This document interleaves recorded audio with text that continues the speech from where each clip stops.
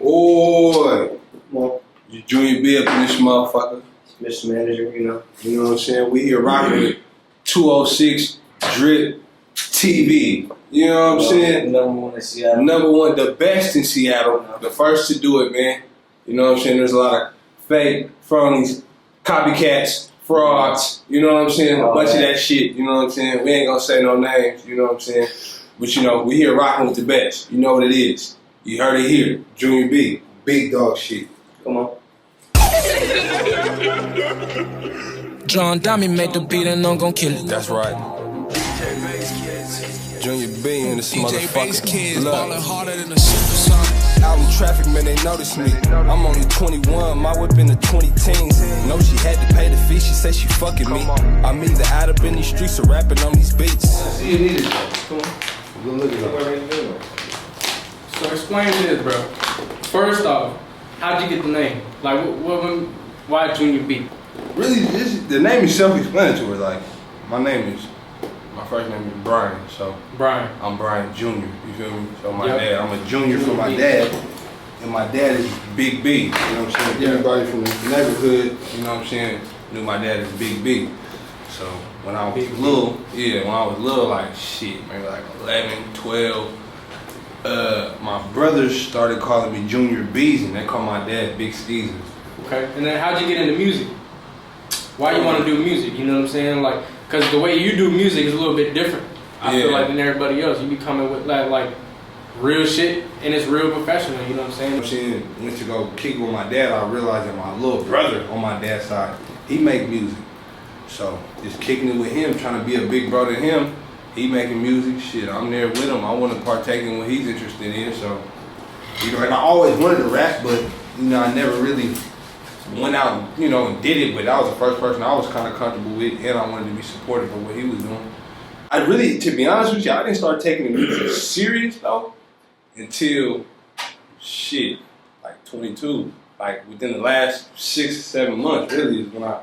What was the first record that you put out? Cause when I first heard of you, it was when you dropped Notice by Bass Kids. I was traffic with the Notice Me. You know what I'm saying? Nah, It's crazy because they don't even know. yeah. That's the first time I knew. Nah, it goes deeper than that, really. Really? It goes pretty much what he was just talking about with his brother and everything. That's really how it all started. There's like a legit whole mixtape out there right now. For real? Yeah. Because I seen some old tracks, but I just haven't had a chance to like dig in deep. You know what I'm saying? You know, you pull up the SoundCloud, you'll find it. You just gotta dig a little bit. It's there. Yeah. So that was some of the first stuff you recorded. So Notice was not.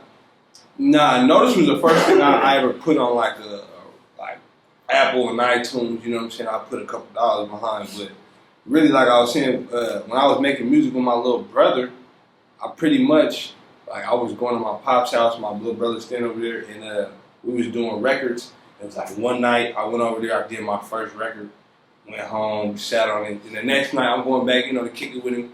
I do another song, and it was like 5 days in a row. I made like 5 songs in 5 days. It's off of learning and, you know, just fucking around pretty much. And shit, after that moment, it was just like, really, I never even put the songs out though. See what I'm saying? Like, I put the songs on Soundcloud, but I would put them on there as private to where I could just listen to them. You know what I'm saying? Or if I send it to him, he could just listen to it. But it wasn't out there for people to listen to. And then like on like, I think like the 7th track, when I was uploading it and I was going through my stuff, I accidentally pressed post all, you know what I'm saying? I made everything unprivate. So then the next morning, bro, I just woke up and I had like hella mentions on my Twitter. You know, for me, I'm 50's like hella for me, you know what I'm saying? I'm look, so. But I had hella mentions and likes and shit, and it came from one of my homegirls, bro. She had pretty much reposted it. She got a big following. And she reposted the song saying she liked it, and then I was the start of it. That's what made me be like, fuck it, I'm rapping now. You know, I ain't scared to let people hear what I got going on at this point. So what you got an album out right now? What you got out right now? I got a project out, man. I wouldn't call it an album. We're gonna call an album something that, you know, I want a legitimate big push behind the album, but I released my first rap project. For sure, it's called 01731. And why 01731 exactly? That's my grandmother's birthday. Okay. And this year, 2000, 2018 was the pretty much 10-year anniversary since my grandmother's death. So A lot of the stuff that you say in that album, is that true? everything. Everything's true. Everything. That's one thing I sit here and say. I heard something about your mama's house got shut up. Yeah. That's true too? Yeah, that's true. Alright, let me ask y'all about this. The whole Donald Trump / Kanye / music situation where he had him sign that deal or whatever where like musicians on Spotify and whatnot got paid more. How do you feel about that whole situation? Because people was hating on Kanye. I mean, the whole purpose of it is dope, but it's still a fuck both of us. Hey, Fuck both. wait. You say fuck both. No, I appreciate that, but you niggas ain't y'all don't stand for us. That was cool. I appreciate that. Yeah, that was cool. I But appreciate that's that. not why people hate Kanye for that. We clearly don't hate Kanye for that. Or no, I don't hate Kanye, period. I'm a rapper now. I can't say shit like that. It's because he put on that damn red hat. You know what that shit. He put that red hat on, bro. And you know what letters is on that red hat? That do make a big difference. I'm not even gonna give him. This is my interview, so I'm not even gonna give that time of day to say what's on the hat. Matter of fact, I won't even say his name. You know what I'm saying? Yeah. Your president, that clown, yeah, man. And it's only because, like I said, Kanye put the red hat on, bro. And why? Why, man? Like, this. I'm gonna tell you. All right, I'm gonna put all the rapper stuff aside. As a Kanye West fan, I'm gonna tell you what was most disappointing. Some of your best records, is like stuff for the soul, for people of power, or black to feel like we're people who have power. You know what I'm saying? For us to uplift ourselves. And then you go do something like that. Huh? And Do you feel like people, artists themselves, right? Yeah. Because I be seeing a lot of SoundCloud artists. They post 4 songs on SoundCloud. That shit get 5,000 views. Mm-hmm. Somebody try to give them. Somebody asking for a feature. Yeah. They don't want to do the feature because like, oh, you didn't pay me $300, $400 on the feature. I ain't doing it. How you feel about that mindset? Do you feel like that's okay, or do you feel like that's like you should just work at that point? It's on you, man. It just depends. There's some artists who, you know, if their brand sells, if they getting that, then they getting that. But Let's say they're not getting that, but they're falling out for features. that's on them, man. My thing is, when you do a song with somebody, if you guys have the money, I'd rather not necessarily charge such and such for the verse if he's local, if we have a plan on how to market this. Instead of me saying, give me money to do this song with you, put that money into getting people to see us in the marketing. Let's put it on this platform or that platform. Or make sure it gets mixed and matched to the Put team. that money behind promotion. Put that money behind production. quality. Yeah, you know what I'm saying? And let's work like that. But, you know, there are some people who, you know, sometimes, I ain't gonna lie, like, I'm also honest with somebody. So if they pressing the issue like they want me on the song, and I'm letting them know I'm not really feeling it, I can do a verse for you now. If you're talking some bread now, you know what I'm saying? I'll come up with something for you. How you collab with Chevy Shannon? Somebody like that. Because he's been putting in work in the town for a long time now. How you link up with him? Hey, Shen, that's my big bro, man. Yeah. Shen, that's my guy, man. Shen, I just reached out to him, you know what I'm saying? I got a lot of mutual friends, family and stuff like that, so it wasn't nothing for me to reach out to him. I reached out to him about his project he had recently dropped this year, that R&P. You know what I'm saying? And I told him that joint was fire, man. You know, he had some good game in there if somebody was listening. And what was the name of the project again? What you said? Chevy's project was R&P, Volume 1, I believe. I think that's the first volume. Okay. And I think it was 6 songs in that joint. It was just smooth. He was, you know, for a cat like me, was it 8? It was like 6 or 8 songs or something like that. And just for a cat like me, it's I pay attention, you know what I'm saying? I like when somebody says something I can take and apply to my, you know, use in my everyday life. And he had a lot of cool, you know, little bars and things like that I could take and run with and apply to what I do in my everyday life. So I reached out to him, and then you know, we hopped in the studio and made magic, you know. And a lot of people don't know that, bro, but Bass Kid's on the beat for that record. For that record, huh? Yeah. Because he don't. I ain't hear his tag in that bitch. Bro, I'm gonna be honest. I don't know. You should have dropped the tag. Somewhere down in the line of it getting mixed and mastered, his tag fell out of there. I don't know. I told him, you know, basically that's my boy, so he knows nothing personal. Shout out Bass Kids, but how'd you link up with Bass Kids?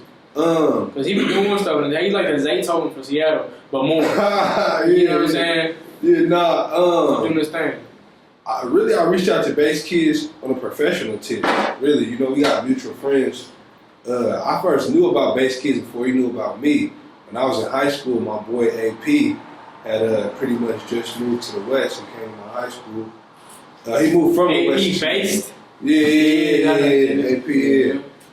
He had moved from the West, and he pretty much telling me his homeboy made beats or whatever, and his homeboy did a beat for Chief Keef and all that stuff. And when I wanted a song hosted, I pretty much reached out to him, and then you know, just kind of was reaching out to him to get music done, and then through that we kind of built a relationship. And first one was Notice, right? Yeah, the first thing I sent him to host was Notice, and then now was that him making a beat or that hosting or what? No, I just sent him to host that joint. You know what I'm saying? I hit him up to host it, and he hosted it for me, and then pretty much we had been in the talks. He's busy, bro. You know, I be busy too. So that man be working. We be talking about it so much, but we finally linked up to get some beats made.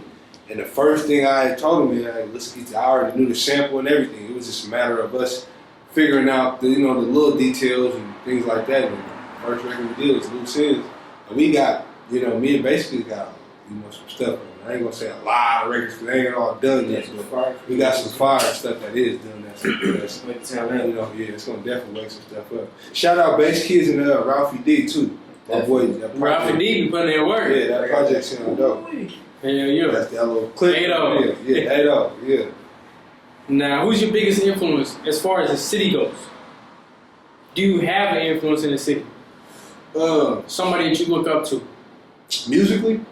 Yeah. Hustling wise, whatever it may be. Somebody you look up to. Well, shoot, I ain't gonna lie. Like I told you guys earlier, my cousin, Boss Millie, that's somebody I look up to. I look up to really a lot of people, bro. I didn't really have too many people like in my family that was close to my age, you know what I'm saying? Like 2-3 years within my age. All my cousins and brothers was 10 to 15 years older. So you just learned the game from the older heads. Yeah, you see, I was a little brother, so whether you like it or not, man, I'm a bunny, man. I'm annoying about it if I gotta be. You know what I'm saying? I could be the fly on the wall, but either way, I'm gonna be a sponge and soak up as much game as I can. So, like I said, Boss Millie, my big bro Seal, my big bro D, my OG Young Cal. That's really, you know, if we really want to get to talking some of this boss shit. Yeah, they know where it comes from. So what advice do you have for people that, you know, working to be at least at your level? Advice? Be true to yourself, man. You know what I'm saying? That's gonna be your best music. And then don't be scared to invest. You know what I'm saying? But be careful with your money. That's the biggest thing I will say. Because if I can give any artist out there some game on what goes on, you know, with engineers and things like that, when it comes to your music, if you're gonna do music, be serious about it, man. Get you a flash drive. Make sure when you leave somebody's studio, you get your music on your flash drive, because communication between artists and engineers and producers sometimes can get iffy, and you have to be serious about what you do. Also, be careful what you do with your dollar. You see what I'm saying? Make sure you know what you're getting for your dollar. Don't be scared to have them write a receipt via Instagram if that's how you hit them up to book a session, or writing on a piece of paper if they can sign it. You know what I'm saying? Because it's business and things do get a little tricky. You know what I'm saying? You got to be careful. People do get over on you. So you want to cover your, you know, signature just covers your butt, and it makes them, you know what I'm saying, you be able to hold each other accountable. So, and then when you are doing music, take the time to really, you know, like I said, invest in and learn about what they're doing to your music, so you know where your dollar's going. You know what I'm saying? What your dollar's going towards. Because a lot of these people, I've dealt with it myself, where I didn't pay engineers hundreds of dollars to get a song mixed, and I didn't pay a different engineer basic recording fees, and he sent me home with the same mix that somebody I paid $300-400 to get that mix. He sent me home with a courtesy mix that was equivalent to the quality of the mix. So it's just know what you're getting. Don't be scared to ask them to sit in. You know what I'm saying? And pick their brains. You know what I'm saying? The more you're investing into your music, the better the result is going to be. You know what I'm saying? As far as the Seattle, Tacoma, Kent, Federal Way, Everett, the scene, the music scene, what do you think holds it back? I think it's just honestly, I can't tell you. I don't know, but I would say that we just have a slight disadvantage because we don't have, like, give you an example.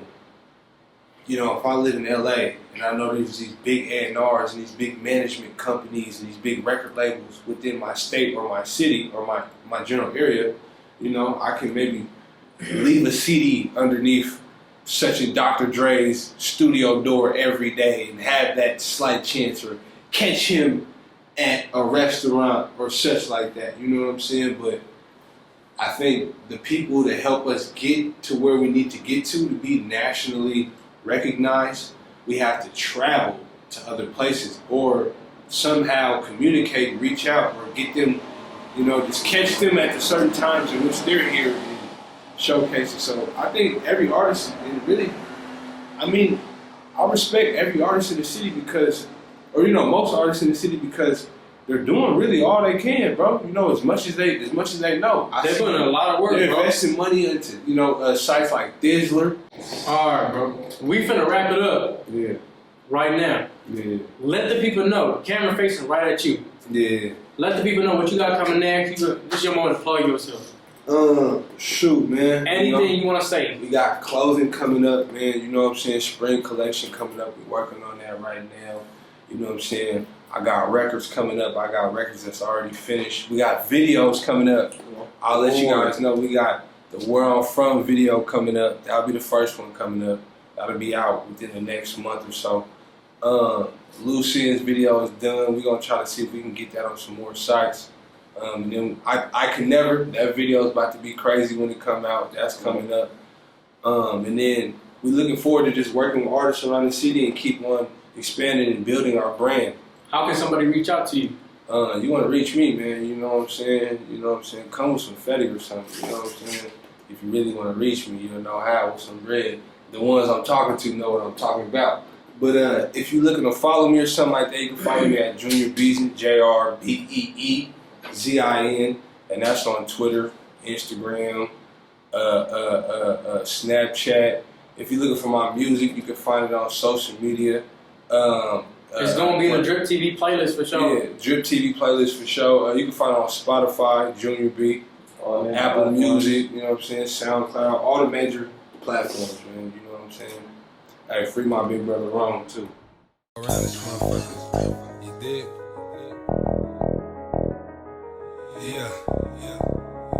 Yeah, you know. You feel me? It's Junior B up in this motherfucker. Mister, I want it every day, not every other Friday. Diamond chain shining up in this motherfucker right now, you know? Look, I can't fuck around with these bitches cause they wildin' out. I can't fuck around with these suckers cause they run their mouth. Got some niggas